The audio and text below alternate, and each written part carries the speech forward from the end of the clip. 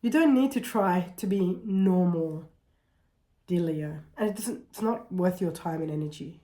I'm saying this because sometimes you get a little bit caught up in your head with ideas that suggest that you should be normal or you should be like everybody else and live the life that other people are living and so on and so forth. You don't want to be like everybody else. You don't want to live your life the way everybody else is living their life. That's not what you're here to do. So I want to say for the Leos, you have to be willing to let go of this idea of norm, this version of norm or normal. You have to be willing to remove that from your, maybe even vocabulary. Because for you, there's no such thing as the normal. It doesn't excite you. It doesn't inspire you. It doesn't bring life to you. If everybody else wants to live according to the norm, that's up to them. You don't have to live according to the norm.